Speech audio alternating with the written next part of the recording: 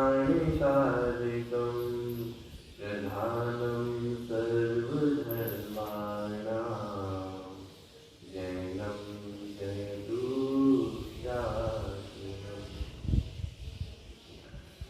यस्य स्वयं स्वभावापि प्रभावे कृष्णे कर्मणा तस्मै संज्ञानिरूपाय नमोस्तु परमात्मने।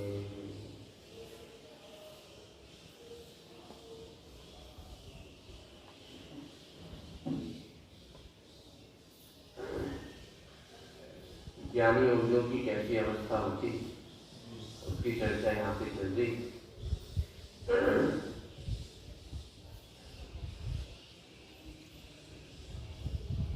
40वें नंबर का श्लोक यहाँ से पाठ करते हैं। इच्छति कांत संवासम निर्जनम जनितादरा निधिकार्यवशात् किंचित् उक्त्वा विस्मरति द्रुतम्।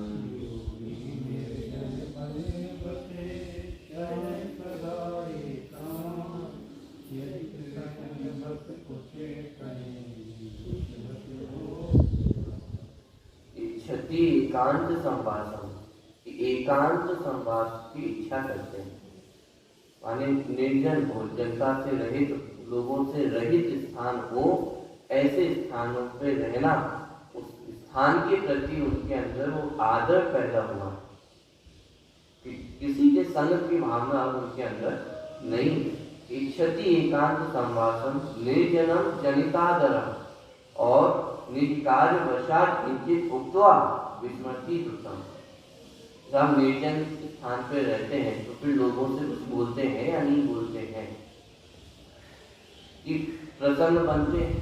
जब आहार के लिए नगर में आते हैं, बस्ती में आते हैं, अथवा कोई श्रावक उनके पास आता है, बचना लाभ होता है शहर में, लेकिन वहाँ पे भी यदि कुछ बोलते हैं, वहाँ पे भी यदि कुछ सुनते हैं तो उसको भी बोल करके तुरंत भूल जाते हैं। विस्मरति द्रुतम, द्रुतम अर्थात बहुत शीघ्र, तुरंत, द्रुत गति से। गाड़ियां हैं कैसे चल रही हैं? द्रुत गति से चल रही हैं, माने बहुत तेजी से, द्रुत गति से उसको भूल जाते हैं। माने एक मिनट में उन बातों को याद रखें कि वैसा उनके पास समय कहाँ है कि जिस शुद्धात्मा की उपलब्धि हुई है और उस शुद्धात्मा के आगे कौन से विषय कषाय की बातों को अपने चित्त में बसा के रखें, तो उनको याद करके नहीं बैठते हैं।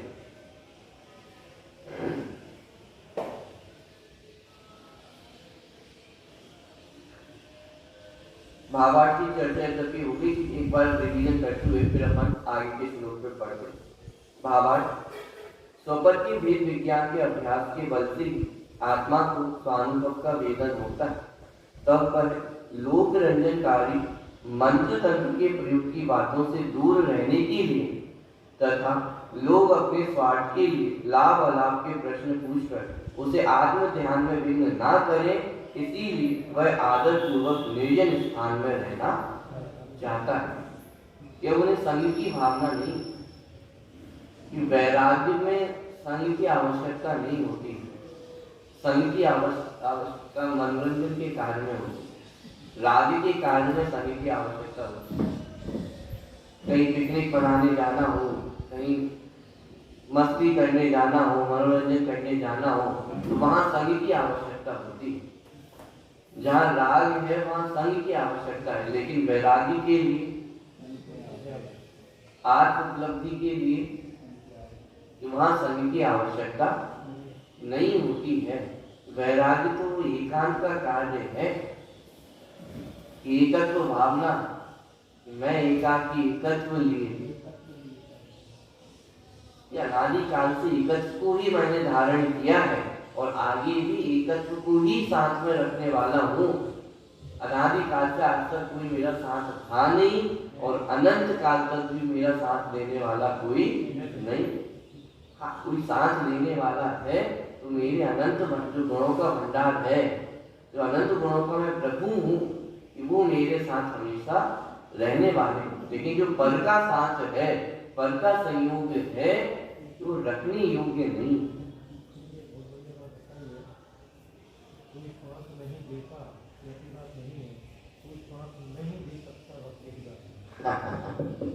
तो वस्तु व्यवस्था वैसी है, एक द्रव्य दूसरे द्रव्य में कुछ कर सकता नहीं। तो मनोरंजन के कार्य हो, राग के कार्य हो, वहां तो संग की आवश्यकता है। साहब उनको भी सांस में ले चलो, उनको भी सांस में ले लो, कहीं घूमने जाना हो चलो उनको भी सांस में ले चलो, 2-4 लोग और हो जाएंगे तो अच्छा लगेगा। क्यों? राग के कार्य में संग की आवश्यकता है, लेकिन आत्मा की उपलब्धि के कार्य जो निसंग की भावना, वो एकत्व की भावना हमारे चित्त में होनी चाहिए। जैसे शिविर वगैरह होते हैं, वहां भी हमारी क्या भावना होती है? यदि 1-2 लोग साथ में चलेंगे तो मन लगा रहेगा, अकेले जाते तो मन नहीं लगता है, तब आप भी चलो। तो वास्तव में देखा जाए तो इतनी तैयारी होनी चाहिए, तो आत्मा की उपलब्धि के लिए हमें किसी की आवश्यकता नहीं है। तो स्वपर के वेद विज्ञान के अभ्यास के बल से आत्मा को स्वानुभव का वेदन होता है, तब वह लोक रंजनकारी मंत्र तंत्र के प्रयोग की बातों से दूर रहने के लिए तथा लोग अपने स्वार्थ के लिए लाभ अलाभ के प्रश्न पूछकर उसे आत्म ध्यान में विघ्न ना करें। लोग आएंगे तो क्या चर्चा करेंगे, तब आपने हमें पहचाना, रिश्ते निकालने लग जाते हैं कि आप हमारे मामा के उनकी वो लगते हैं। किनसे रिश्ते निकाल रहे हैं, किनसे रिश्ते नातेदारी हम निकाल रहे हैं? ये उनके लिए विघ्न है, आत्मध्यान में, उनकी साधना में हम विघ्न पैदा कर रहे हैं कि लाभ अलाभ के प्रश्न पूछकर उसे आत्म ध्यान में विघ्न ना करें। इसीलिए वह आदर पूर्वक निर्जन स्थान में रहना चाहता है। ध्यान रखना, द्वेष पूर्वक नगर को छोड़कर नहीं है, और आपसे उन्हें द्वेष नहीं है, लेकिन वो समता भाव है। उनको अपने उपयोग को अपने स्वरूप में स्थिर रखना है, और उसके लिए जो उन्हें आवश्यक लगेगा वो कार्य वो करें। द्वेष पूर्वक नहीं, आदर पूर्वक। ये नहीं समझना कि ऐसी भी क्या बात होगी कि आप हमारे घर आके नहीं रह सकते। क्या हम इतने पापी हैं, क्या हम इतने गैर गुजरे हैं कि आप हमारे घर में नहीं आ सकते हैं? ये आपके प्रति द्वेष नहीं, आदर पूर्वक उन्होंने नगर को छोड़ा है, आदर पूर्वक उन्होंने घर गृहस्थी को छोड़ा है। और आदर पूर्वक छोड़ा, इसका अर्थ जो समता भाव पूर्वक छोड़ा है, वैराग्य पूर्वक छोड़ा है। तो इसलिए वह आदर पूर्वक निर्जन स्थान में रहना चाहता है। उसको भोजनादि की परतंत्रता के कारण निर्जन स्थान छोड़कर आहार के लिए श्रावकों की बस्ती में आना पड़े तो कार्यवशात अल्प वचनालाप भी करता है।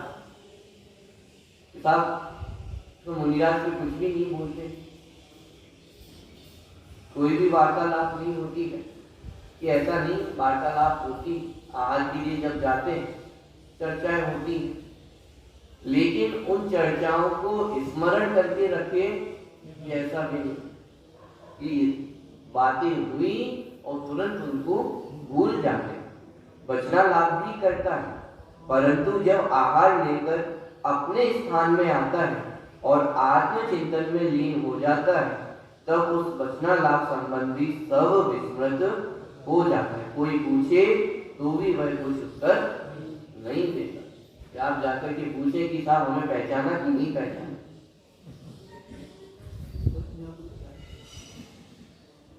अब बचपन में हम दोनों खेला करते थे, मित्र थे, सब होता है।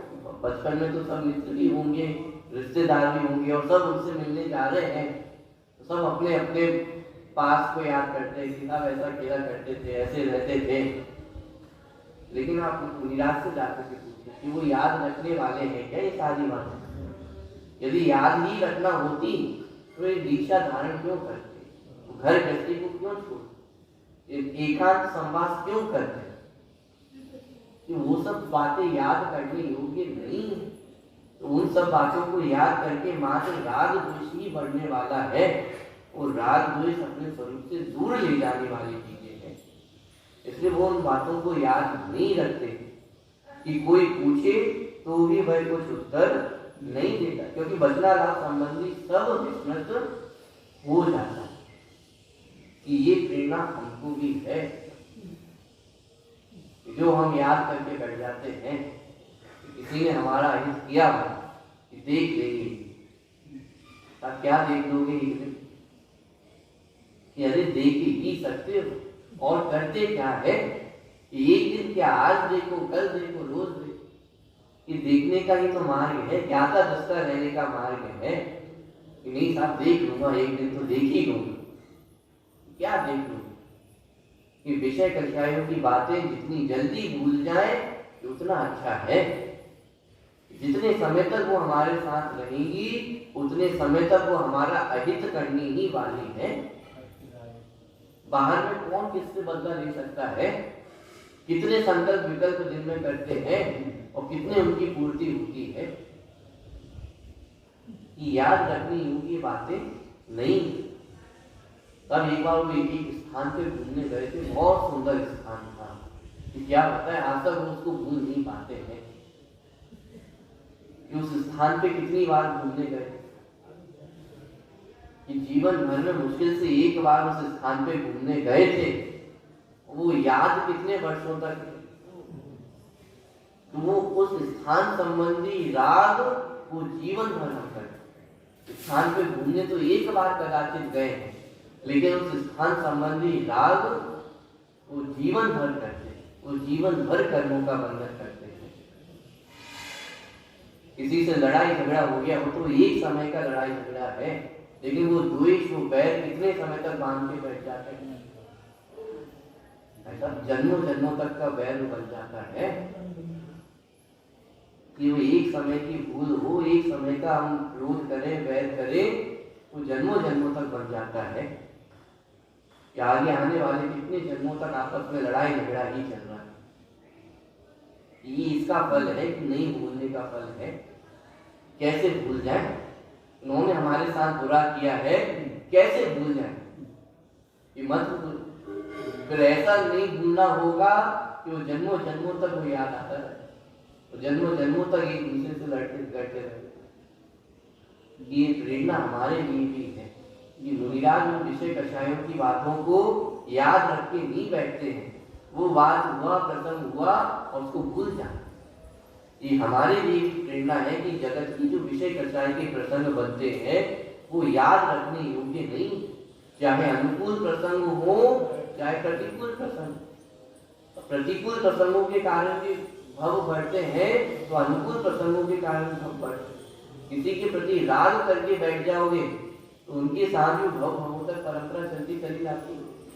पुराण उठाकर देखेंगे तो कितने उदाहरण हमको मिल जाएंगे कि पूर्व भव के राग के कारण कभी माता बने कभी स्त्री बनी, माने एक दूसरे के साथ संबंध चलता ही चला जाता है।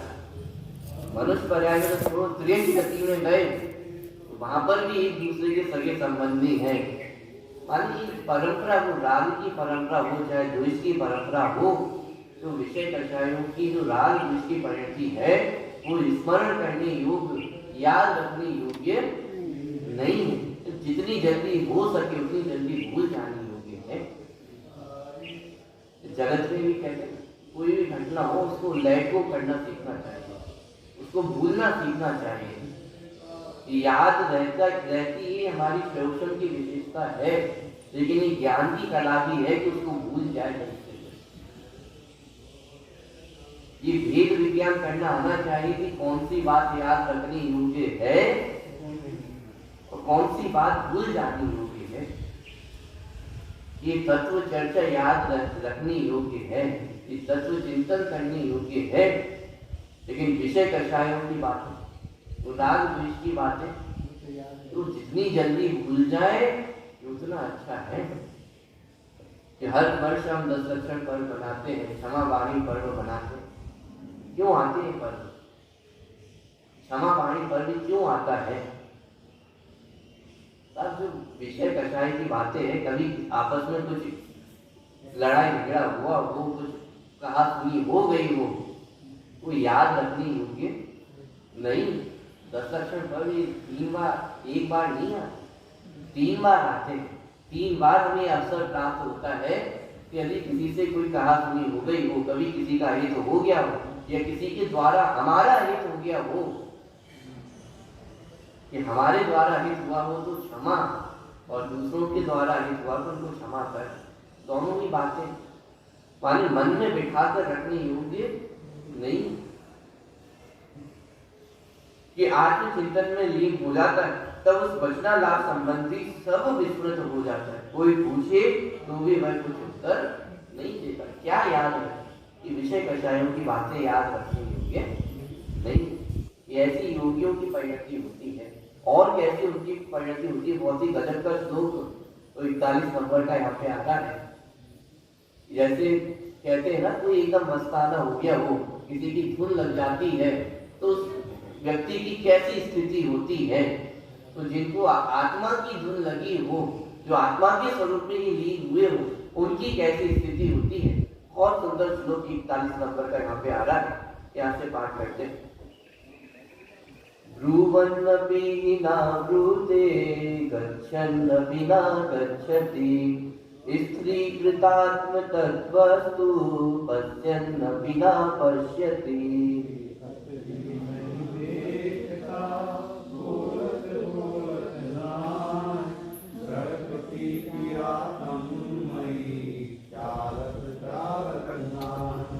कितना सुंदर श्लोक है।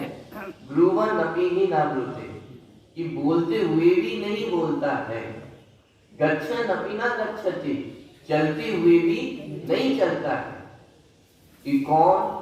स्त्री कृतात्म तत्व वस्तु, कि जो आत्म वस्तु में जो स्त्रीकृत हुआ है, जो स्थित हुआ है, उसकी कैसी गति होती है। कि पश्यन्नपि न पश्यति, कि देखते हुए भी नहीं देखता है। योगियों की चर्चा चल रही है। ये ऐसी विचित्र चर्चा है कि बोलते हुए भी नहीं बोलते, चलते हुए भी नहीं चलते हैं, अरे देखते हुए भी नहीं देखते हैं, सुनते हुए भी नहीं सुनते हैं। कि कैसी विचित्र अवस्था है ज्ञानियों कि जिसे आत्मा की धुन लगी हो, या वो बाहर में अन्य जगत में उनका उपयोग नहीं लगता है। ये उपयोग नहीं लगने की बात है कि बोलते हुए भी नहीं बोलते, अर्थात यह बोलने का विकल्प उनको नहीं है, बोलने में उनका उपयोग नहीं है। बाहर में जो कुछ बोलना हो रहा है उसके प्रति उनका उपयोग नहीं है। उपयोग तो अपने अंदर में है, चलते हुए दिखाई दे रहे हैं, लेकिन चलने का उपयोग उनका नहीं है। वो अपने भीतर उपयोग है। देखते हैं लेकिन देखते नहीं है, सुनते हैं लेकिन सुनते नहीं है। आप जाकर के उनसे विषय कषाय की बातें करेंगे, सुनते हुए दिखाई देंगे लेकिन सुन नहीं रहे, देखते हुए दिखाई देंगे लेकिन देख नहीं रहे, चलते हुए दिखाई देंगे लेकिन चल नहीं रहे। ऐसी विचित्र अवस्था होती है। जगत में भी देखने में आता है। टोडरमल जी का एक प्रसंग आता है, जब सम्यक ज्ञान चंद्रिका को लिख रहे थे, ग्रंथ को लिख रहे थे, टीका आदि लिख रहे थे, तो उस समय उनकी माता ने एक दिन भोजन में नमक नहीं डाला और टोडरमल जी को खा गए। तो माता ने जब देखा कि आज बिना नमक के भी भोजन उन्होंने कर लिया, तो आगे फिर उन्होंने दूसरे दिन भी नमक नहीं डाला। दूसरे दिन भी पंडित जी साहब भोजन करें। ऐसे दूसरे दिन, तीसरे दिन, महीना निकल गया, 2 महीने निकल गए, 6 महीने निकल गए, वो भोजन बिना नमक का ही करते रहे। टोडरमल जी ने कुछ भी नहीं कहा। लेकिन फिर एक दिन वो भोजन करने बैठे और फिर माता से बोले कि अरे आज आपने नमक नहीं डाला भोजन। तो माता कहती कि अच्छा लगता है ग्रंथ पूरा हो गया। क्या मतलब? जो ग्रंथ लेखन में, वो टीका में इतना उपयोग उनका लग गया था कि वो भोजन में नमक है या नहीं है तो उसका विकल्प भी उनको नहीं रहा। लेकिन जब वो ग्रंथ पूरा हो गया और उपयोग वहां से हटा, तब वो भोजन में उनका उपयोग लगा और उस दिन उन्हें ख्याल में आया कि आज नमक उसमें नहीं डला। वो लोग भोजन करते हुए भी भोजन कर रहे थे या नहीं कर रहे। माने जहां एक बार उपयोग स्थित हो जाए तो जगत की सारी क्रियाएं करते हुए भी नहीं करते। अरे अधिक क्या कहें, यहाँ स्वाध्याय में बैठे बैठे, प्रवचन में बैठे बैठे आप सुनते हैं या नहीं सुनते? सुनते सुनते उपयोग कहीं और भटक जाता है, सुनते सुनते हमारा उपयोग कहीं घर गृहस्थी की बातों में चला जाता है कि उन्होंने कल ऐसा कहा था, उसको देखना है, कल व्यापार में ऐसा हुआ तो वो उसका हिसाब रखना है, अभी घर जाके ये सारे काम करने हैं। अरे दुनिया की कहां कहां कौन कौन से स्थान में उपयोग घूम के आ जाता है। हमारी भी वो स्थिति बनती है नहीं बनती कि सुनते हुए भी नहीं सुनते। अरे अनादि काल से यही व्यवस्था बनती आ रही है, यही स्थिति हमारी बनती हुई आ रही है।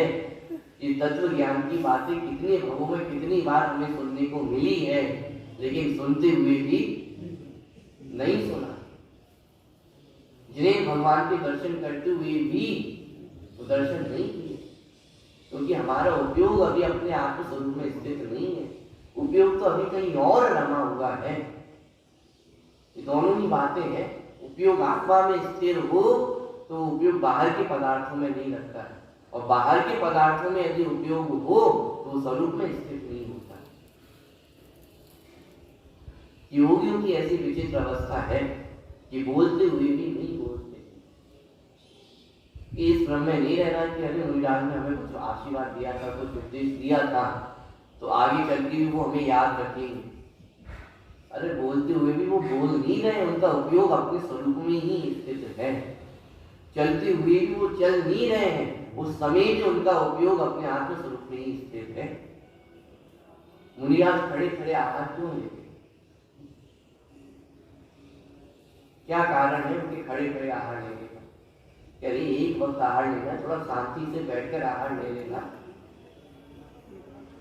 कि अरे इतना समय उनके पास नहीं है कि वो आहार में, वो भोजन में अपने विकल्प को लगाए, रुचि लगाए, तो उस आहार के काल में भी उनका उपयोग अपने स्वरूप में ही स्थित रहता है।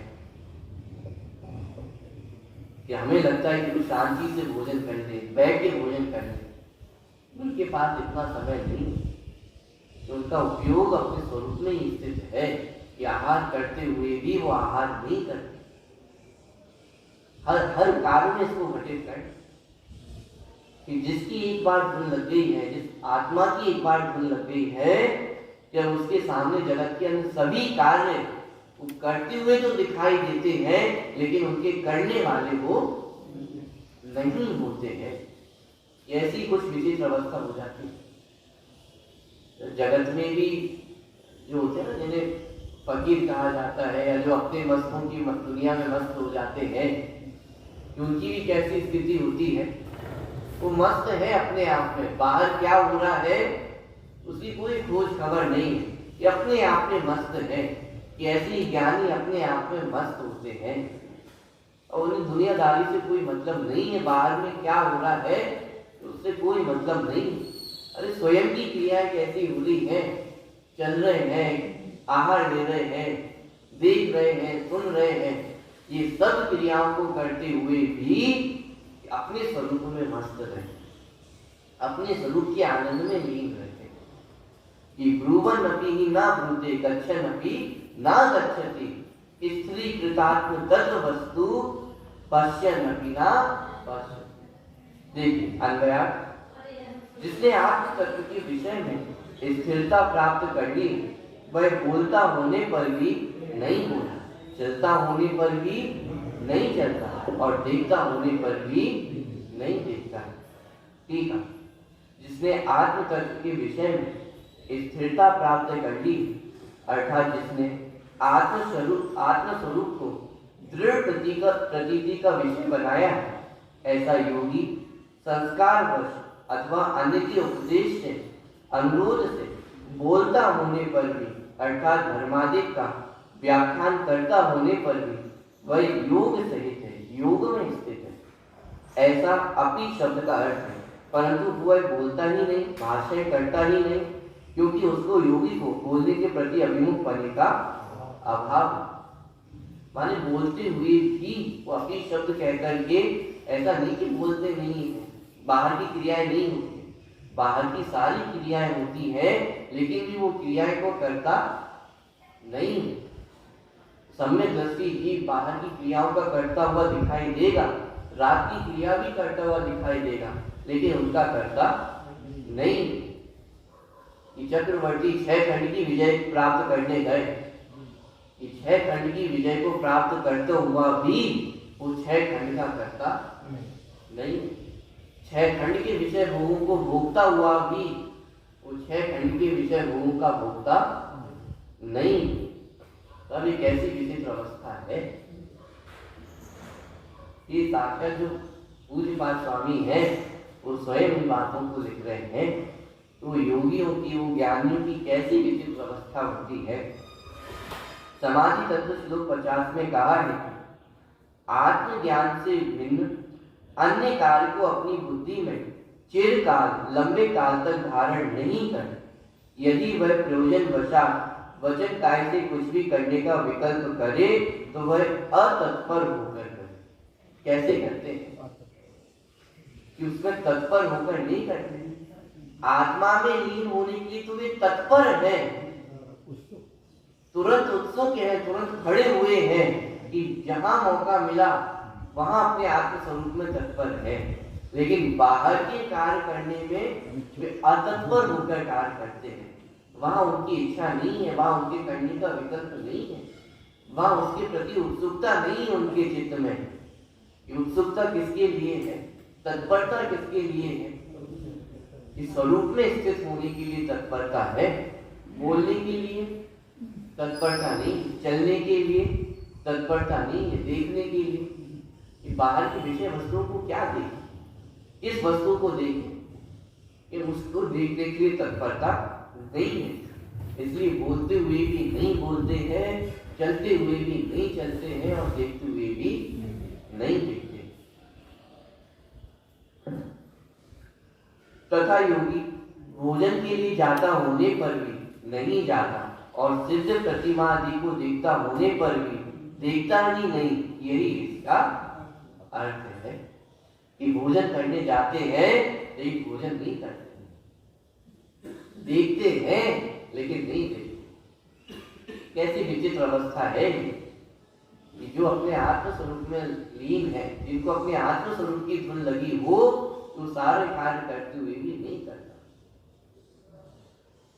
जैसे कोई व्यक्ति व्यापार में एकदम तल्लीन हो गया हो, जिसे रुपए कमाने की धुन चढ़ी हो, वो 24 घंटे क्या कार्य करता है कि एकमात्र वही कार्य करता है कि भोजन करता है या नहीं करता है, कि भोजन करता हुआ भी नहीं करता है, टीवी देखता है कि नहीं देखता, टीवी देखता हुआ भी नहीं देखता है, कुछ सुनता है या नहीं सुनता, एकमात्र व्यापार की बातें ही सुनता है और जो कुछ बातें हैं वो सब उसके लिए व्यर्थ है, फालतू है, कि सुनता हुआ भी नहीं सुनता। ये तो सामान्य जगत में भी स्थिति हो जाती है। किसी बाहर के लौकिक विषय में भी यदि धुन लग जाए तो अन्य सारे विकल्प, अन्य सारे विषय भोग गौण हो जाते हैं। तो यहाँ तो आत्म स्वरूप में स्थित हुए हैं, यहाँ तो आत्म स्वरूप की धुन लगी है। जिन्हें आत्म स्वरूप की धुन लगती है उनके बाहर की समस्त विषय कषय, बाहर की समस्त क्रियाकलाप करते हुए भी वो उनका करता नहीं हो। इंद्रियां 6वें 7वें गुणस्थान में झूलते हैं। ये झूलने का अर्थ है कि बोलते हुए भी नहीं बोलते, छठे गुणस्थान में आते हैं लेकिन वो 6ठे गुणस्थान में तत्पर नहीं है, उपयोग उनका वहां पे नहीं है। उपयोग तो अपने आत्म स्वरूप में स्थित है। यदि ना हो तो पुनः 7वें गुणस्थान में कैसे है कि चलते चलते वो 6ठे 7वें गुणस्थान में झूलते हैं, आहार करते हुए 6ठे 7वें गुणस्थान में झूलते हैं। कि उपयोग अपने स्वरूप में स्थिर रहता है, कि बाहर की क्रियाएं हो रही है लेकिन उन क्रियाओं को करता वो नहीं। देखिए, जिस योगी ने आत्म स्वरूप को अपनी दृढ़ प्रतीति का विषय बनाया, अर्थात आत्म स्वरूप के विषय में स्थिरता प्राप्त कर ली है, उसको संस्कारवश अथवा अन्य के अनुरोध से कुछ बोलना पड़े अथवा धार्मिक उपदेश देना पड़े, तथापि उस कार्य में उसकी बुद्धि पूर्वक प्रवृत्ति नहीं होने से वह उपदेश देता होने पर भी उपदेश नहीं देता है। क्या नहीं करते? ये ग्रंथ लिखते हुए भी ग्रंथ के कर्ता नहीं, उपदेश देते हुए भी उपदेश के कर्ता नहीं, माने अशुभ भावों के तो करता है ही नहीं, अशुभ क्रियाओं के तो करता है ही नहीं, लेकिन शुभ भाव शुभ क्रियाओं में भी कर्तृत्व का अभाव हो गया, उनको भी वो करने वाले नहीं। ज्ञानी को कार्य वशात किसी कार्य में प्रवृत्ति करनी पड़े तो कार्य के समय भी वह अपने ज्ञान स्वरूपी आत्मा को नहीं छूता। ये अपने आत्म स्वरूप से च्युत नहीं होते, अपने आत्म स्वरूप से नहीं छूटते। बाहर में सारे क्रियाकलाप हो, सम्यक दृष्टि की तो कैसी विचित्र विचित्र अवस्थाएं देखी जाती हैं। युद्ध में भी जा रहे हैं तो भी आत्म स्वरूप से नहीं छूटते। वो नारकी जीव की सम्यक दृष्टि है तो बाहर में लड़ता झगड़ता भी है, बाहर में सब उठा पटक चल रही है, लेकिन आत्म स्वरूप से नहीं छूटते हैं। ये ज्ञानियों की विचित्र अवस्था होती है कि धुन तो किसकी लगी है, कि आत्म स्वरूप की धुन लगी है। जिसको अतीन्द्रिय आनंद की एक बार प्राप्ति हुई है, जिसने अतीन्द्रिय आनंद का स्वाद चखा हो, तो बाहर की विषय कषाय कैसे रुचे? ये वो आनंद है जिसको साक्षात सिद्ध भगवान अनुभव कर रहे हैं, और उस आनंद को जिसने चखा हो कैसे उससे दूर चला जाए? ये तो वर्तमान में कमजोरी है, अस्थिरता है, जो उपयोग बार बार बाहर में जाता है, लेकिन वो वापस अपनी हो, जो उस आत्म स्वरूप से चूकते नहीं, कि वह अपने ज्ञान स्वरूपी आत्मा को नहीं चूकता होने से उसको उस कार्य के प्रति बुद्धि पूर्वक झुकाव अभिमुखता नहीं होता। बुद्धि पूर्वक उस कार्य के प्रति झुकाव टूट गया है और उसके प्रति उसको झुकाव नहीं, कि बुद्धि पूर्वक झुकाव नहीं है तो भले ही वो कार्य करता है, लेकिन उस कार्य में उपयोग को नहीं लगाता। कभी कभी ऐसा होता है हमारे साथ कि कहीं कोई कार्य करने जाना हो, जल्दी से घर पे आते हैं, भोजन करते हैं और चले जाते हैं। उस दिन भोजन कैसा भी बना हो, नमक कम ज्यादा हो, खाने में वो रोटी जली हो कि अच्छी हो, कि दाल थी कि सब्जी थी कि अचार पापड़ था या नहीं था, कि मीठा था या नहीं था, कुछ पता चलता है? 2 मिनट में आए, फटाफट किया और चले। सब कहीं तो धुन लगी है, ये उपयोग कहीं और है कि आप भोजन करने तो आए थे लेकिन भोजन किया नहीं। ये क्या बात हुई? भोजन करके तो गए हैं, 5 रोटी खा के चले गए हैं, फिर भी भोजन किया नहीं। कि भोजन नहीं किया इसका मतलब क्या? कि उपयोग भोजन में नहीं था, उसके प्रति झुकाव नहीं था, भी झुकाव तो कहीं और है। कि ऐसे ही जो आत्म स्वरूप में स्थित होते हैं, जो ज्ञानी पुरुष है, कि उनका झुकाव कहाँ पर है? तो अपने स्वरूप में झुकाव है। कि बाहर की सारी क्रियाएं कलापें हो रही है, लेकिन झुकाव वो अपने स्वरूप की हो रही। सम्यक दृष्टि जीव कि बाहर में कदाचित हंसता हुआ भी दिखाई दे, बाहर में घूमता हुआ भी दिखाई दे, बाहर में बोलता हुआ भी दिखाई दे, लेकिन बोलता हुआ भी नहीं बोलता, चलता हुआ भी नहीं चलता। ये कौन लिख रहे हैं? कि बाहर जाके आप ये बोलो तो कोई समझे कि अरे क्या पागल जैसी बातें कर रहे हो, कि बोलता हुआ भी नहीं बोलता, चलता हुआ भी नहीं चलता, कैसी बातें कर रहे हो? अरे ज्ञानियों की बातें हैं, कि जिसको जगत की रुचि है उनको ये बातें ऐसी लगती है कि कौन ये बातें कर रहा है, कैसी ये बातें चल रही है। कि जिसको तत्व की रुचि हुई हो कि उनको ये बातें समझ में आ सकती है, बोलता हुआ भी नहीं बोलता है। जैसे दुनिया में एक मस्ताना कहते हैं ना, कि जो अपने में मस्त रहता है, अपनी मस्ती में मस्त है, जगत के कार्य से कोई मतलब नहीं है, कि ऐसे मस्त हो जाने वाला श्लोक है। कि जिनको अपने तत्व की रुचि होती है, तो हमें ऐसा लगता है कि क्या करते होंगे वो आचार्य, जंगल में रह करके, निर्जन स्थान में रहते हुए, वो पशु पक्षियों के बीच में रहते हुए, वो उपसर्गों के बीच में क्या करते होंगे। वो मस्त है, वो इंद्रिय आनंद का अनुभव करते हैं। समस्या ये है कि वैराग्य को अभी हमने ऐसा दृश्य बना दिया है कि वैराग्य मतलब कोई व्यक्ति होगा, एकदम उदास सा चेहरा उसका होगा, पूरा जगत निस्सार है, कहीं रहने योग्य नहीं है। वो वैराग्य कहते ही हमें वो क्या इमेज हमारे मन में बनती है कि एकदम आंखें बंद किया हुआ कोई व्यक्ति होगा, सर झुका हुआ होगा, जगत से निराश कोई व्यक्ति होगा, वो इमेज हमारे मन में बनती है। लेकिन अब पुलिस पास स्वामी क्या कहेंगे, ये कैसी मस्ती की बात यहाँ पे कहते हैं कि अरे वैराग्य में निराशा नहीं होती है, वैराग्य में दुख नहीं होता है, वैराग्य में क्रोध नहीं होता है, वैराग्य में आनंद होता है, वैराग्य में उल्लास होता है, वैराग्य में उत्सुकता होती है। ये कैसा वैराग्य है? ये ज्ञानियों का वैराग्य है कि जहाँ निराशा नहीं है, जहाँ दुख नहीं है। अरे जिसको सतीन्द्रिय आनंद का अनुभव हुआ हो, जिनको पता चला हो कि वो सिद्ध भगवान कैसे सुख का वेदन करते हैं, उनको निराशा हो, उनको दुख हो, वो दुखी होंगे कि अरे जगत इतना निराश है, इतना अस्थिरता है, इतना क्षण भंगुर है, कहाँ जाए, क्या करें हम, किससे क्या बोले। ये निराशा नहीं है उनके अंदर, ये दुख नहीं है उनके अंदर।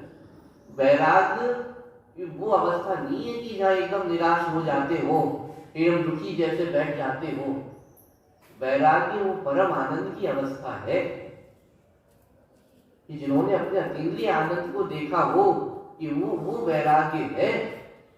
वैराग्य बाहर में क्रोध आया और चले गए छोड़ के, वो वैराग्य नहीं। तब हमने तो देख लिया पूरी दुनिया में कि कोई किसी का सगा संबंधी नहीं है। बहुत अच्छे से हमने समझ लिया है, इतने प्रसंग देखे हैं जीवन में कि क्या कहें, किसको हम अपना कहें।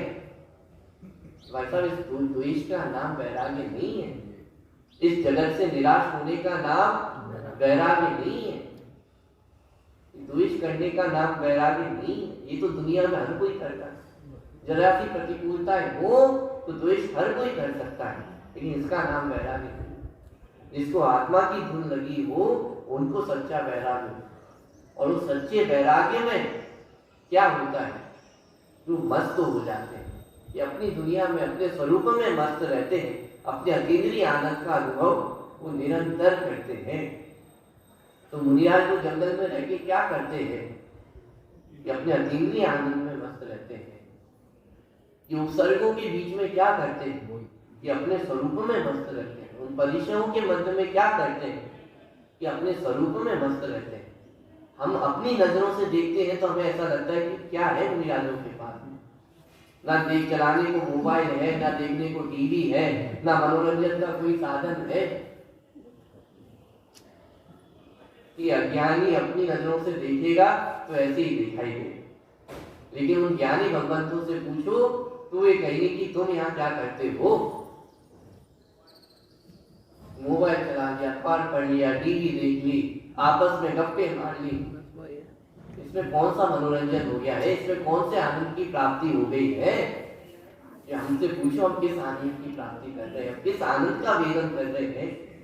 यदि वो आनंद है जो संसार में रहकर के विषय भोगों के बीच में नहीं आ सकता, ये वो आनंद है जो सिद्ध भगवान सिद्धालय में विराजमान होकर भोग रहे हैं। हम उस आनंद को वर्तमान में भोग रहे हैं। हम किन किन विषय भोगों में उलझे, किसको याद रखें। पिछले श्लोक में 2-3 श्लोकों में हम चर्चा सुनते हुए आ रहे हैं कि विषय कषायों की बातों को याद नहीं रखते, तुरंत भूल जाते हैं। किसी ने कुछ बोला तो ये मत समझना कि वो आपकी बातों को याद रखने वाले हैं, उनके पास इतना समय नहीं है कि वो आपकी बातों को याद रखें। अपने स्वरूप में स्थित हो जाते हैं, अपने स्वरूप में उनकी इतनी धुन लगी हुई है। होता है ना कि घर में माता पिता बच्चों से परेशान रहते हैं, इसको इतना बोलते हैं लेकिन सुनता ही नहीं, ना जाने किस धुन में लगा रहता है। अभी बोला था कि बाजार से सामान ला दे, लेकिन पता नहीं कौन सी धुन में है, सुने ही नहीं। उस बालक से पूछो कि अरे हमने बोला था कि सामान लाना है, कब बोला? ये स्थिति क्यों बनती है? क्योंकि वो अपनी धुन में मस्त है। ऐसे ही ज्ञानी जन की स्थिति है।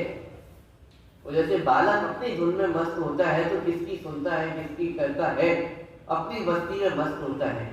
ऐसे ही ज्ञानी जीव होते हैं जिन्हें अपने स्वरूप की दृष्टि हो, जिन्हें अपने स्वरूप की धुन लगी हो, कि बाहर में आप जाके उनसे कुछ बोलो, वो याद रखे कि इतना उनके पास समय कहाँ है। वो आहार लेते हैं तो आहार में उपयोग लगाएं कि अपने स्वरूप की धुन में मस्त रहें। चलते हुए चलने में उपयोग लगाएं कि अपने स्वरूप में मस्त रहते हैं। बोलते हुए, देखते हुए, सुनते हुए। ये श्लोक कौन लिख रहे हैं? वे आचार्य स्वयं ये श्लोक लिख रहे हैं कि बोलते हुए बोलते नहीं है, देखते हुए देखते नहीं है, चलते हुए चलते नहीं है। क्या करते हैं कि एकमात्र कार्य करते हैं कि अपने स्वरूप में भी, अपने स्वरूप में स्थित है। जो अपने स्वरूप में स्थित है वो बाहर में कुछ भी करता हुआ उनका करता नहीं होता है। ज्ञानी को कार्यवशात किसी कार्य में प्रवृत्ति करनी पड़े तो कार्य के समय भी वह अपने ज्ञान स्वरूपी आत्मा को नहीं चूकता है। उसको उस कार्य के प्रति बुद्धि पूर्वक झुकाव नहीं होता है। इसीलिए वह बाहरी में कार्य करता ज्ञात होने पर भी वास्तव में वह कार्य नहीं करता। ज्ञानी की समस्त क्रियाएं राग के स्वामित्व रहित होती है। ज्ञानी की जो भी क्रियाएं बाहर में दिखाई दे रही है उनके प्रति स्वामित्व नहीं है, उनके प्रति कर्तृत्व नहीं है। रामचंद्र जी युद्ध के मैदान में दिखाई दे रहे हैं, लेकिन ये कौन कहेगा कि वो युद्ध की कर्ता नहीं?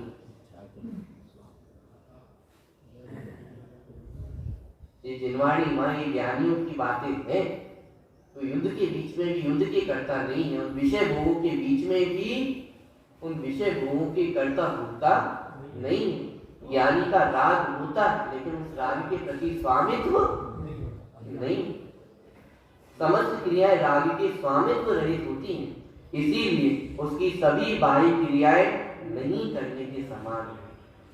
कि उसके प्रति वो स्वामित्व पना टूट गया है, कर्तृत्व पना टूट गया है, इसलिए उनको उस क्रिया के कर्ता उन्हें कहेंगे। इसलिए वो सभी क्रियाओं का जो स्वामित्व है वो टूट गया है, क्योंकि वो राग के प्रति स्वामित्व टूट गया है ना। कि वो राग के कारण जो क्रियाएं होती है कि वो राग के कारण होती है, उस राग के प्रति स्वामित्व नहीं है तो उन क्रियाओं का स्वामित्व कैसे? ऐसा विचित्र स्वरूप है। ज्ञानियों की ज्ञान धारा भी चलती है और वो कर्म धारा भी चलती है, लेकिन वो ज्ञानी उस कर्म धारा के कर्ता नहीं होते, उस समय भी वे उसके ज्ञाता मात्र हैं। और वर्तमान में हमारी स्थिति क्या है?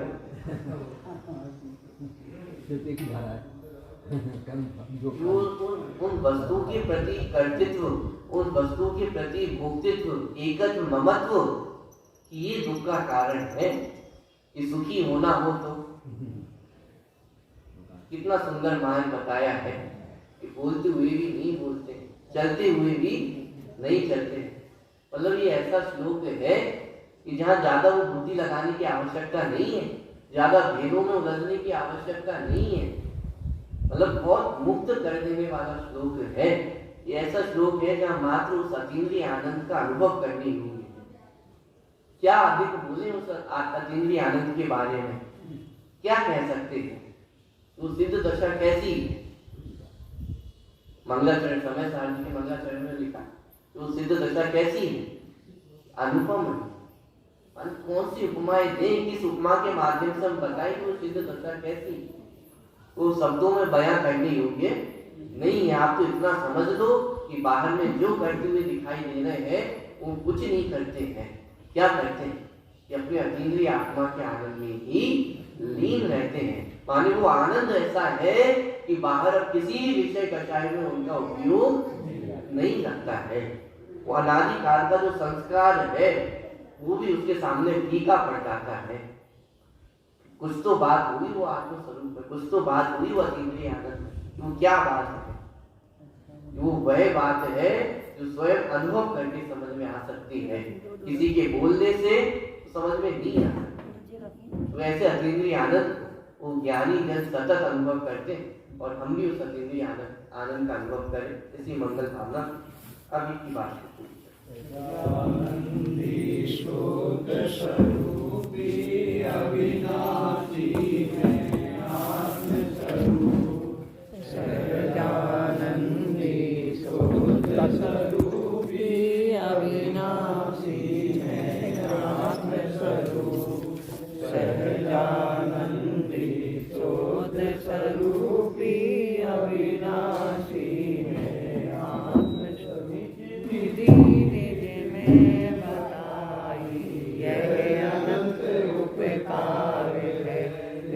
के लिए जिन्हें वाणी मातो वंदना सतवा वंदना सतवा।